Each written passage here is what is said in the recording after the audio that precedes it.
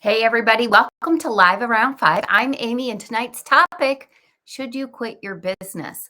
There's a lot of stress out there around this topic. A lot of us have multiple streams of income, and you have to kind of be realistic about how much you can do and whether or not there are businesses that should be cut from your roster. Maybe you're just working on one business and you've been having doubts because in the last couple of years, your business has taken a dive. Well, we're going to get into it because if you're overwhelmed, if you're exhausted, if you're having doubt, and if you're feeling stressed, you're not alone. This is a wildly popular topic, especially in MLM industries that have seen a decrease in some. And so let's unpack it a little bit. The first question I have for you is: do you have a business? So, if you have a business, you have a service or a product or something that you're sharing with people, and you're getting money and making a profit to do that. That's when you have a business. If you have not yet reached this point, we need to get real with ourselves and say, okay, is this really a business or is this a hobby? Is this something I'm doing just to pay for the products that I want?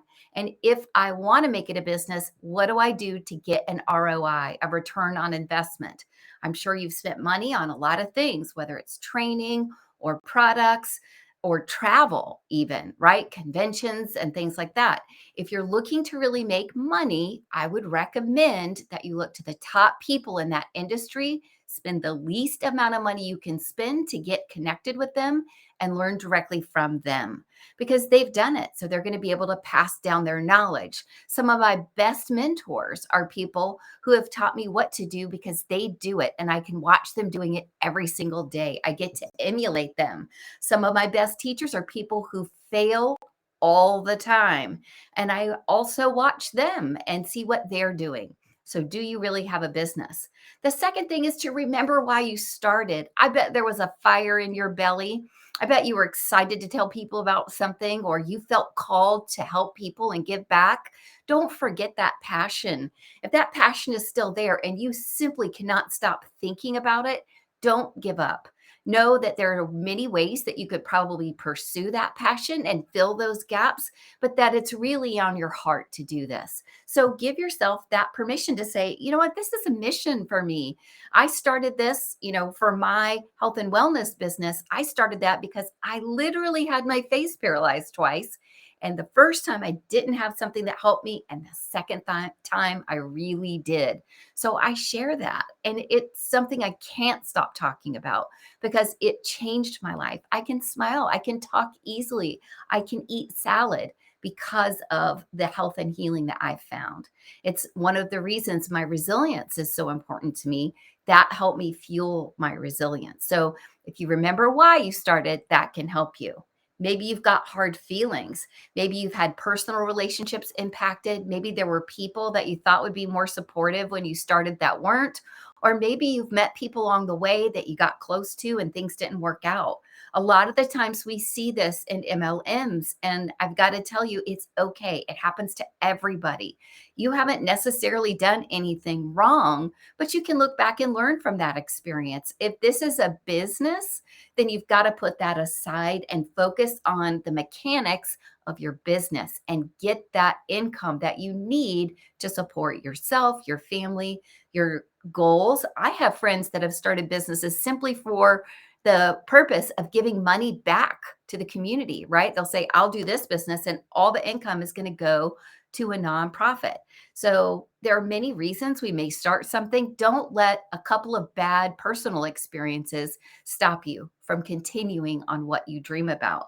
And what are your alternatives? Let's get really real about this. A couple of times when I've been coaching people, they'll say, I really wonder if I should just stop and get a job because I want security.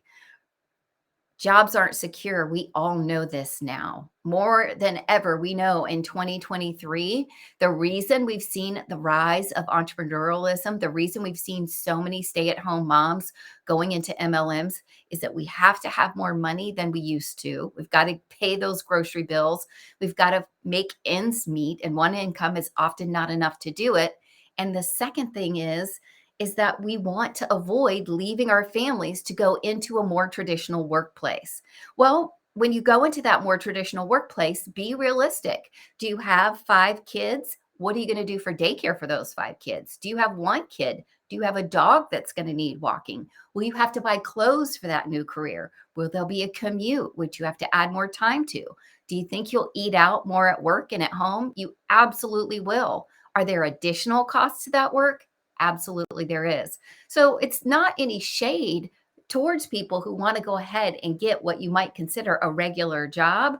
I just want you to do that knowing in your heart and knowing the facts of what that will be.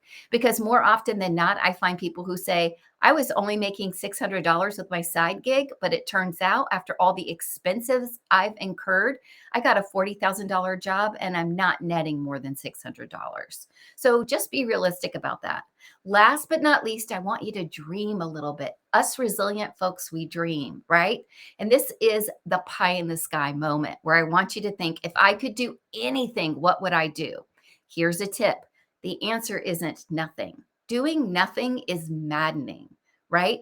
You've got to come up with something in between, especially if you need to earn money. What would I love to do to earn money? What would be a real gift? Maybe you like proofreading. There's great jobs online to proofread. Maybe you love reading. Maybe you could be a voice actor and do audiobooks. There's a lot of stuff that you could do if you think about what is it that I truly, truly love and how do I translate that into income? Start researching it, start digging down in it. Because here's the thing, if you don't love it, you're probably not going to stick with it. It's just human nature, and that's okay. I mean, who of us that used to go to a 9 to 5 think, oh man, I miss those weekly reports where I had to tell my boss everything I had done that week so they could tell me, hey, you didn't do 2 of the 87 things I asked you. We don't miss that, right? But we liked maybe other things about that job. So think about the things that you love. Think about the things that are absolutely non negotiable that you hate. And here's a good tip, a bonus tip for you who have listened this far. When you think about the things that you don't like, I don't want to have to get ready and get dressed up every day. I don't want to be on a strict schedule. Write the opposite of that, casual dress code, flexible schedule. And those are the things you're looking for. Sometimes in our minds and in our hearts, it's a lot easier for us to say, this is what I don't like. So just flip the coin over and say, okay, so this is what I do want. Think about what you really need to earn. Is it $100,000 a year? That's rare. It doesn't necessarily need to be that. It's not bad to have that as your pie in the sky goal, but honestly think, okay, every month to make a difference, this is what I need. And if you don't know that number, let's chat. We can help you.